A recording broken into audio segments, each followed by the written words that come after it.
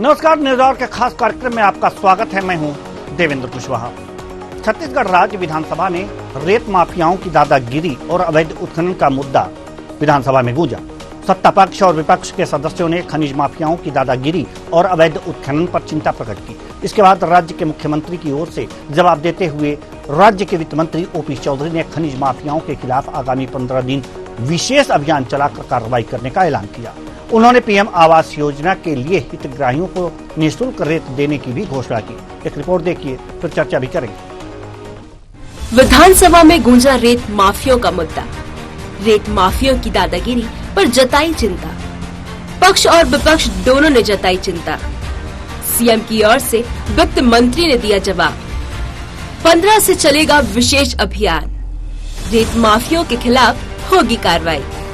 PM Awas Yojana में मिलेगा निःशुल्क रेत। छत्तीसगढ़ में अवैध खनन माफियाओं की स्थिति का अंदाजा इसी बात से लगाया जा सकता है कि राज्य के बीजेपी विधायक धर्मजीत सिंह ने सरकार को चुनौती देते हुए कहा कि इसी वक्त चलकर देख लीजिए, यदि महानदी में 200 अवैध पोकलेन से रेत का खनन नहीं हो रहा होगा तो मैं विधानसभा से इस्तीफा दे दूंगा।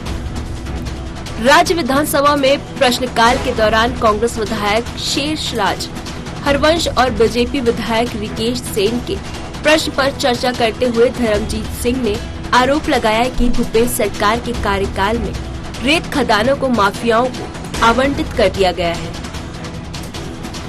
उन्होंने कहा कि अवैध खनन और रेत माफियाओं का इस कदर आतंक है कि वे खनिज अधिकारियों और तहसीलदार को दौड़ा कर मारते हैं। शेषराज हरवंश और रिकेश सेन ने भी खनन माफियाओं के आतंक का मुद्दा उठाया। ये रेत वेत का ठेका वेका करके तमाम बाहुबलियों को इस व्यापार को करने से रोकिए और ग्राम पंचायत के हमारे सरपंचों को जैसे पहली व्यवस्था थी वैसा दे दीजिए। अच्छा होगा, बुरा होगा, लेकिन कम से कम ये बाहुबली और जो तहसीलदार को दौड़ा देते हैं, फॉरेस्ट वालों को पीटते मारते हैं या खनिज वालों को तंग करते हैं, इस तरीके की घटना नहीं होगी। तो आप 15 दिन तक के हर घाट पे रोज चेकिंग करवाएंगे क्या? एक, और दूसरा, क्या आप विचार करेंगे कि इस प्रकार के इस ठेके को निरस्त कर दें? 200-250 करोड़ रुपए से ज्यादा आता नहीं, पर तमाशा पूरा होता है। अध्यक्ष महोदय, मैं बस इतना आपसे जानना चाहता हूँ माननीय मंत्री जी, अगर कोई ऐसे खनिज जब्त हुए उसका अवैध रूप से अगर विक्रय कर दिया गया है या प्रदेश भर में इस प्रकार का कोई भ्रष्टाचार हुआ है तो क्या इसकी जांच आप कराएंगे? क्या इस पे आप कोई कार्यवाही करेंगे? और क्या इस सदन के माध्यम से एक बड़ा मैसेज इस प्रदेश के उन लोगों को देंगे जो अवैध कारोबार देते हैं और ऐसे अधिकारी जो इसमें लिप्त है उनको भी एक कड़ा संदेश देने का काम क्या इस सदन से आप करेंगे? राज्य के मुख्यमंत्री की ओर से प्रश्न का जवाब देते हुए राज्य के वित्त मंत्री ओपी चौधरी ने स्वीकार किया कि अवैध खनन माफियाओं को लेकर सदन की चिंता जायज है। उन्होंने रेत माफियाओं के आतंक के खिलाफ हुई कार्रवाई के बारे में बताया, साथ ही वसूले गए जुर्माने की राशि को भी बताया। रेत के अवैध उत्खनन के टोटल प्रदेश में 555 प्रकरण दर्ज कर 3 करोड़ 23 लाख रुपए की राशि, अवैध परिवहन में 9,789 प्रकरण दर्ज कर 16 करोड़ 65 लाख रुपए की राशि वसूल की गई है। राज्य के विधानसभा अध्यक्ष डॉक्टर रमन सिंह ने वित्त मंत्री को सलाह दी कि वे रेत माफियाओं के खिलाफ एक विशेष अभियान चलाकर कार्रवाई करें। इसके बाद राज्य के वित्त मंत्री ने सदन में ऐलान किया कि सरकार अवैध खनन माफियाओं के खिलाफ 15 दिन का विशेष अभियान चलाकर अवैध खनन माफियाओं पर नकेल कसेगी। इसके साथ ही वित्त मंत्री ने पीएम आवास योजना के हितग्राहियों को आवास बनाने के लिए निःशुल्क रेत उपलब्ध कराने की भी घोषणा की। अध्यक्ष महोदय, जैसा कि आदरणीय सदस्य ने कहा है कि आगामी 15 दिन तक कठोर कार्रवाई की जाए। जो गलत कर रहे हैं उसको विभाग के जितने स्टाफ हैं, जितना फ्लाइंग स्क्वाड है, उसका पूरा प्रयोग करते हुए आगामी 15 दिन 20 दिन लगातार हम लोग अच्छे से कार्रवाई सुनिश्चित करेंगे। एक पूरा पखवाड़ा चलाइए जी, और जैसे धर्मजीत जो बोल रहे हैं कठोर कार्रवाई पूरे छत्तीसगढ़ में हो और उनको सीधा संदेश होना चाहिए, इस प्रकार का अवैध काम नहीं होगा। आपने जवाब। गौरतलब हो कि पिछली सरकार ने रेत खनन का काम पंचायत से लेकर ठेका पद्धति के माध्यम से ठेकेदारों के हवाले कर दिया था। इसकी वजह से रेत माफियाओं और बड़े ठेकेदार अपने रसूख और गुंडों के बल पर रेत और अन्य खनिजों की बड़े पैमाने पर अवैध खनन और परिवहन करते हैं। इनका रसूख इतना ज्यादा है कि अधिकारी भी इनके खिलाफ कार्रवाई करने से डरते हैं और कहीं कार्रवाई के लिए अधिकारी जाते हैं तो उन पर हमले हो जाते हैं। लेकिन सरकार ने अब इनके खिलाफ कार्रवाई का ऐलान किया है। देखना यह होगा कि सरकार का ऐलान वाकई कारागार ढंग से धरातल पर उतर पाता है या नहीं। Doctor Sanjay Shekhar, news 8 Raipur. तो एक तरह से कहा जा सकता है कि छत्तीसगढ़ की विधानसभा में दादागिरी पर दंगल हुआ, और ये दादागिरी किसकी? तो रेत माफियाओं की दादागिरी। रेत माफिया इतने आतंक फैला रखे हैं कि तहसीलदार और एसडीएम को दौड़ा रहे हैं। स्थितियां बड़ी भयावह हैं। इस पर दोनों दलों ने विधानसभा में यह बात रखी और चिंता जाहिर की। इस पर सबसे बड़ी बात यह हुई कि 15 दिन विशेष अभियान चलाया जाएगा इनके, और इन पर कार्रवाई की जाएगी। आज इसी मुद्दे पर हम चर्चा करेंगे कि आखिर ये नौबत आई क्यों, और आई तो इसे निपटा कैसे जाए। आज इसी मुद्दे पर हम चर्चा करेंगे, और चर्चा के लिए हमारे साथ जो मेहमान जुड़े हुए उनसे आपका परिचय करा दें।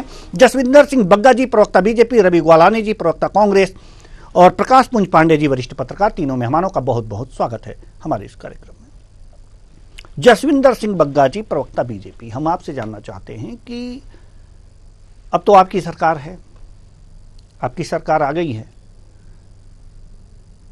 अब जो रेत माफिया हैं इतने दबंग कैसे हो गए छत्तीसगढ़ में कि एक तहसीलदार एसडीएम को दौड़ा सकें? इनका आतंक कैसे कैसे बढ़ गया? क्या प्रशासन छत्तीसगढ़ में पंगु है? क्या इनकी दादागिरी पर नकेल कसने के लिए विधानसभा में आवाज उठनी चाहिए? बहुत बड़ी बात होती है विधानसभा। क्या इसे प्रशासन का फेल्योर मान लें हम?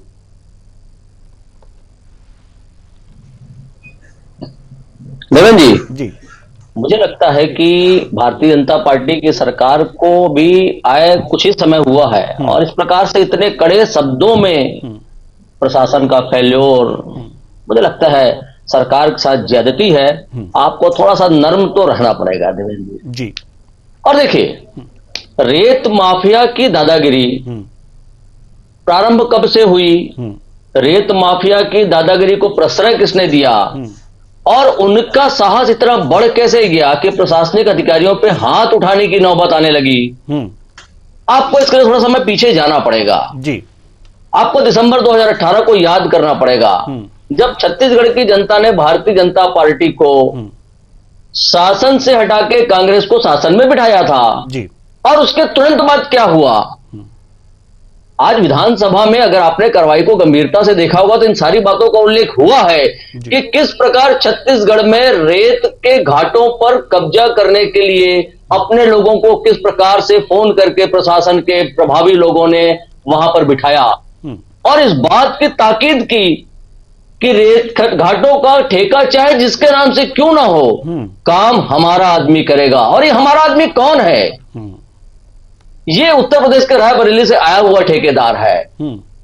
ये बाहर के प्रदेशों से आए हुए दबंग लोग हैं जो छत्तीसगढ़ की भोली भाली जनता के साथ दबाव पूर्वक राजनीति करते हुए छत्तीसगढ़ की सरकार में बैठे नेताओं के प्रश्रय के साथ छत्तीसगढ़ को लूटने का काम कर रहे थे। और मैं कुछ विषय आपको उस समय की बताना याद दिलाना चाहता हूं देवेंद्र जी, कि कैसे गौरेला पेंड्रा में वन कर्मियों को दौड़ाकर मारा गया था। आपने सिर्फ तहसीलदार और एसडीएम की बात की थी। कैसे रेत का अवैध भंडारण करने में खनिज कर्मियों को पीटा गया था। अरे साहब, कोरबा में तो खुद की बाड़ी में अवैध उत्खनन को रोकने गए युवक के ऊपर जानलेवा हमला इन लोगों ने कर दिया था।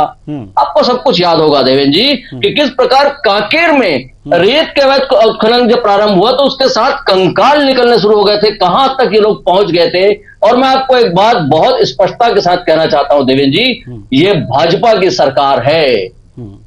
आज भी प्रश्न हमारे विधायकों ने लगाए हैं, हमारे विधायकों ने उठाए हैं कि इस प्रकार की दादागिरी को रोकने के लिए सरकार को समुचित प्रयास करना चाहिए, प्रयत्न करना चाहिए।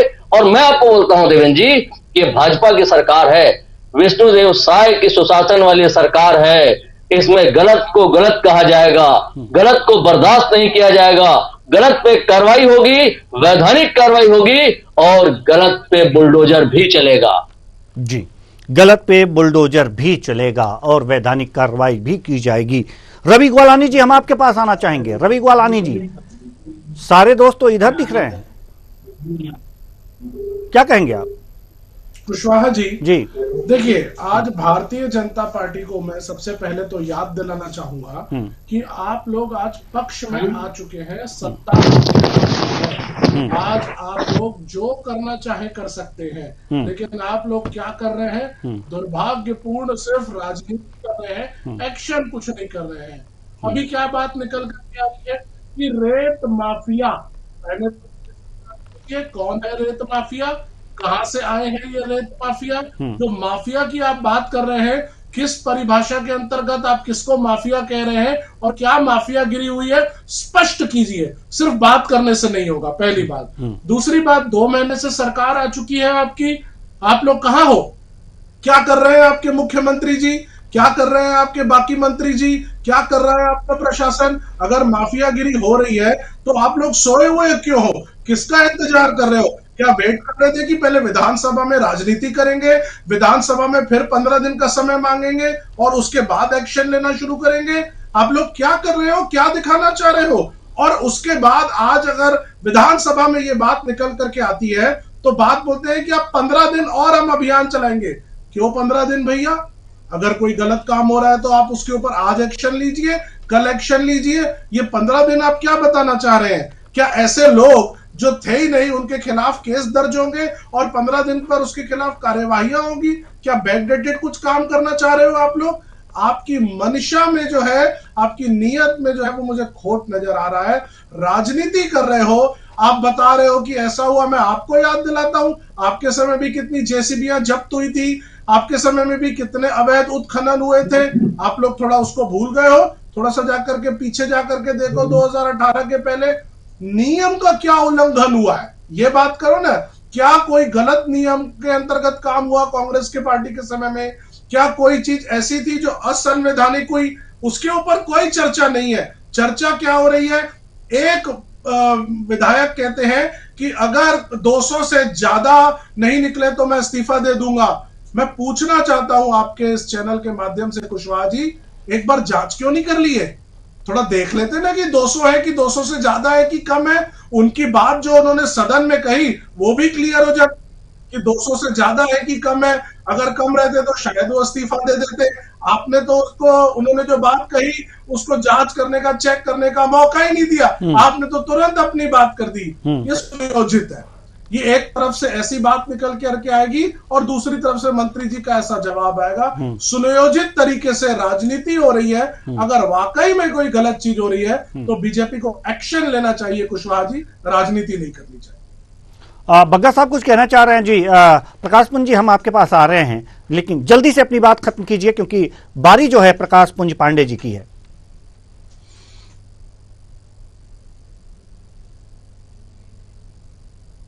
पंद्रह दिन का समय नहीं मांगा है कार्रवाई करने के लिए। उन्होंने कहा है कि पूरा पखवाड़ा 15 दिन लगातार घाटों पर कार्रवाई करेंगे।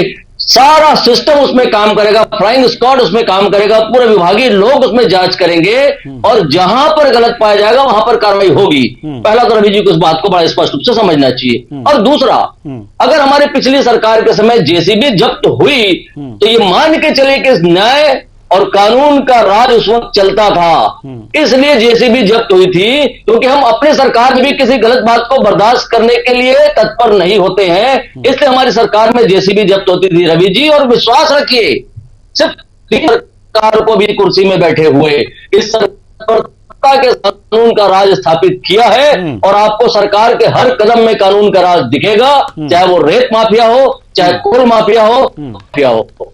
चलिए ठीक है प्रकाश पुंज जी, हम आपके पास आना चाहेंगे। सवाल यहां पर यह है कि बात रेत माफियाओं की हो रही है।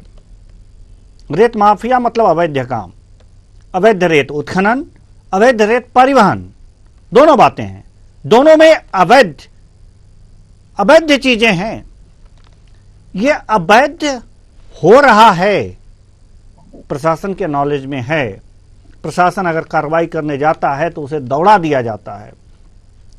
परिस्थितियां उत्पन्न ऐसी अगर जो हुई हैं तो इसके लिए जिम्मेदार कौन है?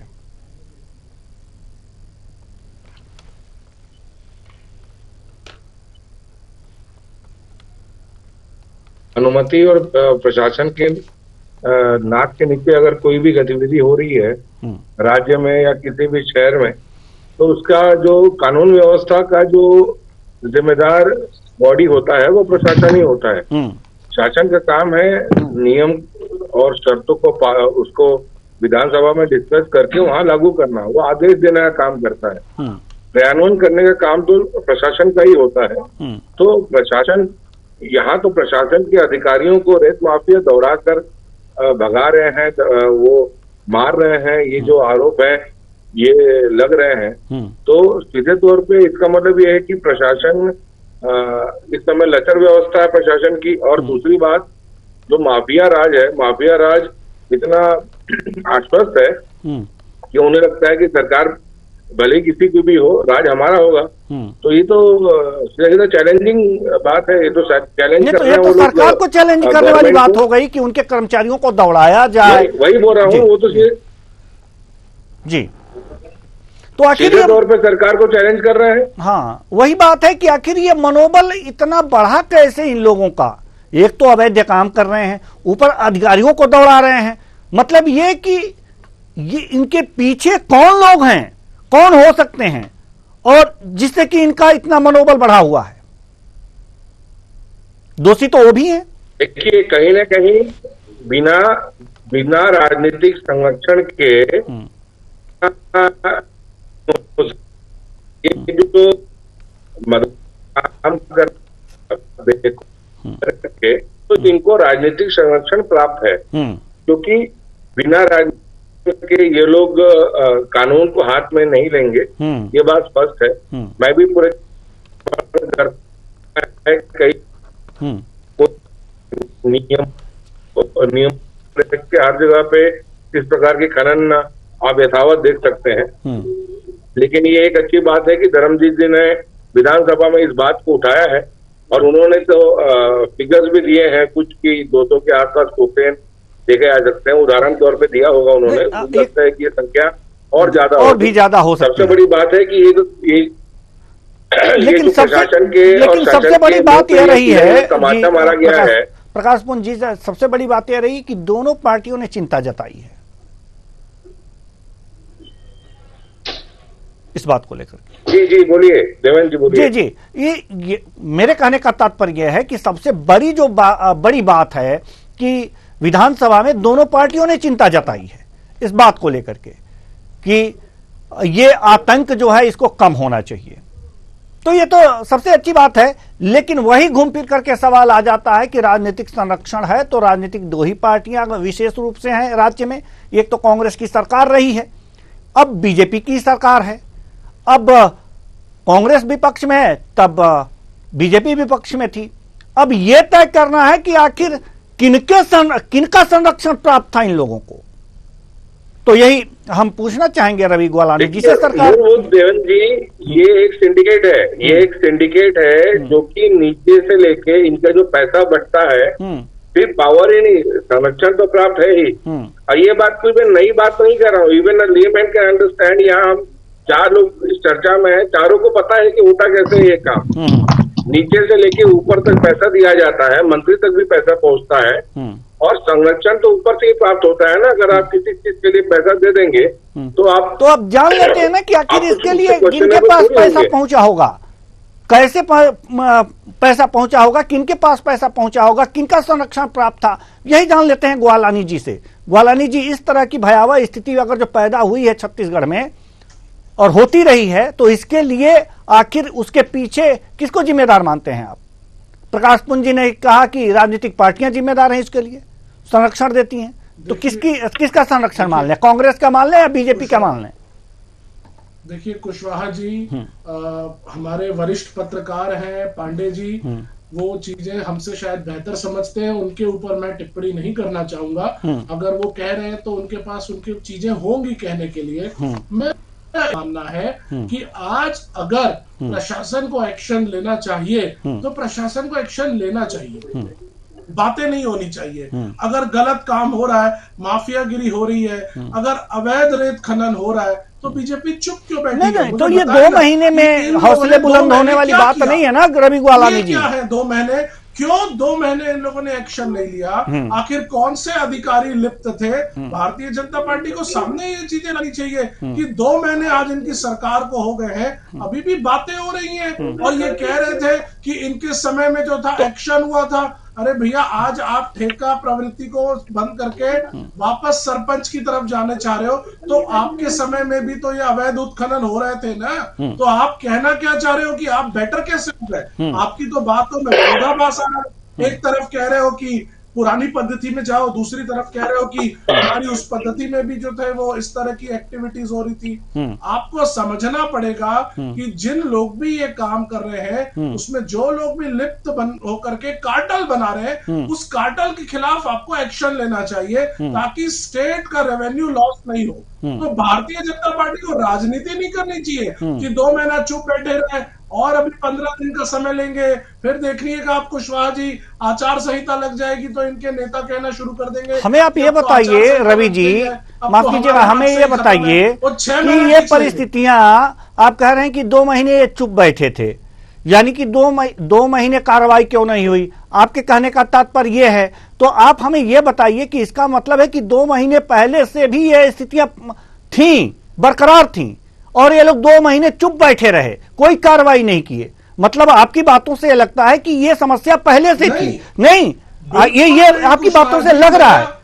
आपकी बातों मैं बता रहा हूं आपको, जी बताइए। कह रहे हैं ना, ये कह रहे हैं ना कि कांग्रेस पार्टी के समय से, तो मैंने कहा कि अगर हमारे समय से ये चीजें थी तो 2 महीने से आप लोग चुप क्यों बैठे हो?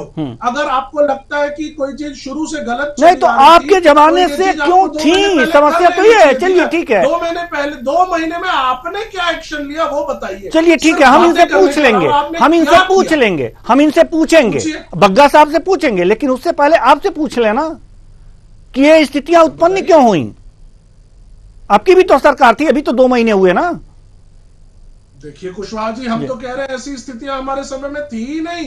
ये तो भारतीय जनता पार्टी कह रही है, ये तो बोल रही है अगर कुछ ऐसी परिस्थिति होती तो ये लोग 2 महीने में एक्शन ले रहे थे। जी बग्गा साहब, बग्गा दिन का समय, बग्गा साहब एसडीएम तो बोल रहा हूं ना, लिस्ट जाहिर करें। ठीक है, एसडीएम को कब दौड़ाया गया था?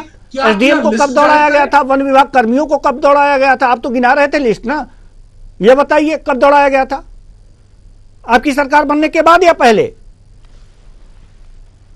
बग्गा साहब, मैंने आपको अगस्त 2022 की बात बताई थी कि वन कर्मियों को कैसे दौड़ा के मारा गया था। अगस्त 2022। सर अगस्त 2022 में सरकार किसकी थी? रवि ग्वालानी जी। हाँ, सरकार किसकी थी? नहीं कुशवाहा जी, आप क्या कहना चाह रहे हैं? हम ये कहना चाह रहे हैं सर, हमें ये कहना चाह रहे हैं कि जो परिस्थितियां उत्पन्न, ये कहना चाह रहे हैं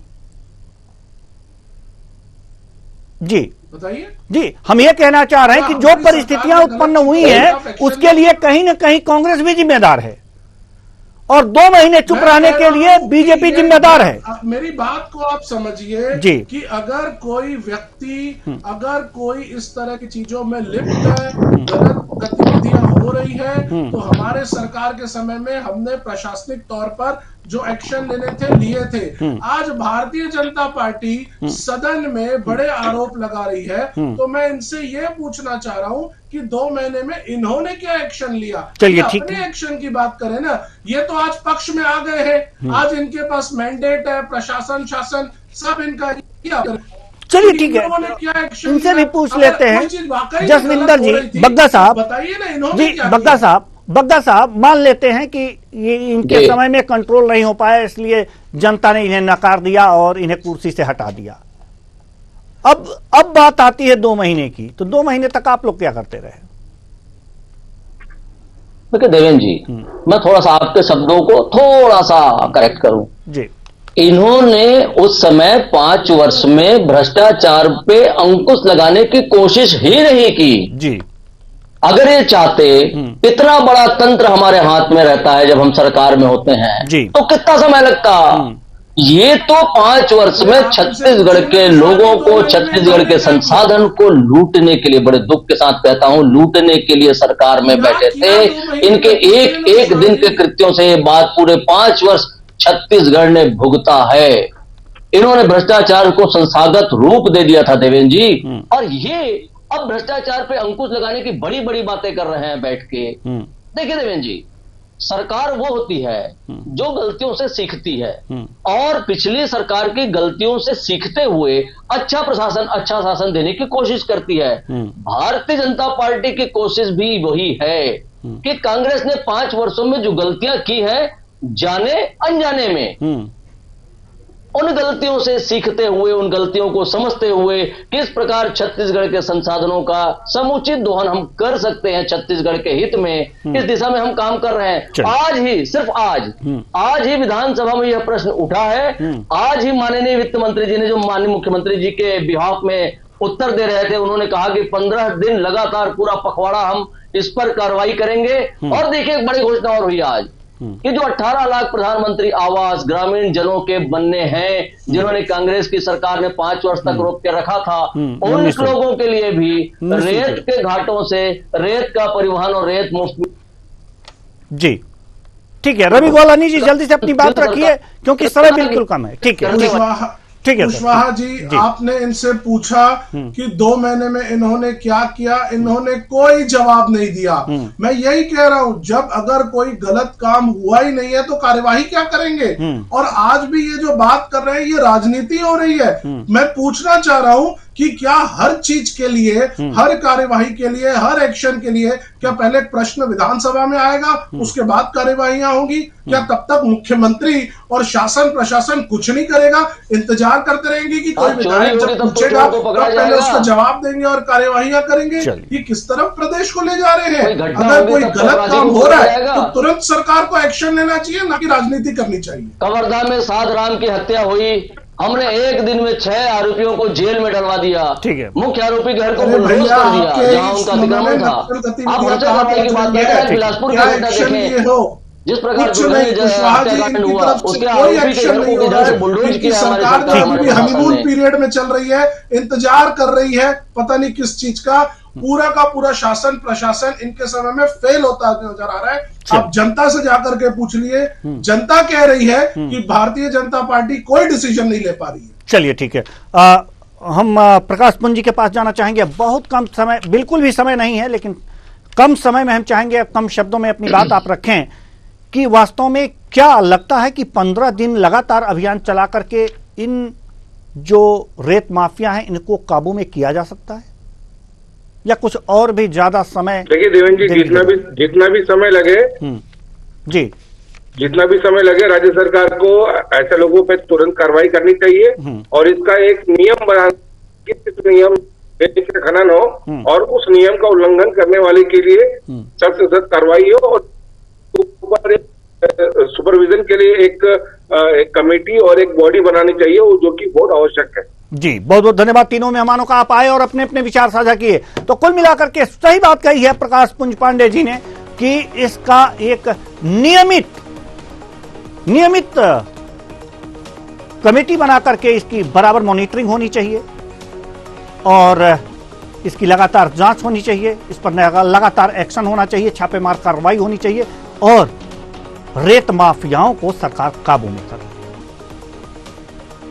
अगर नहीं कर पाती है तो वास्तव में यही माना जाएगा कि शासन और प्रशासन दोनों फेल्योर है, क्योंकि एक एसडीएम को, एक तहसीलदार को अगर माफिया दौड़ा देते हैं तो फिर यह सोचने वाली बात होती है कि शासन कैसा है और प्रशासन कैसा है। फिर ये बातें ना आने पाए छत्तीसगढ़ में। इसके लिए शासन ने विधानसभा में जो वित्त मंत्री हैं उन्होंने मुख्यमंत्री जी के बिहाफ पर यह बातें कही हैं कि 15 दिन लगातार कार्रवाई की जाएगी, लेकिन इस कार्रवाई से अब देखना होगा कि रेत माफियाओं की जड़ें खुद जाएंगी या फिर कुछ शेष रह जाएंगी, और जो रह जाएंगे उसके लिए शासन प्रशासन क्या कुछ कर पाता है। फिलहाल इस कार्यक्रम में इतना ही, मुझे दीजिए इजाजत, नमस्कार।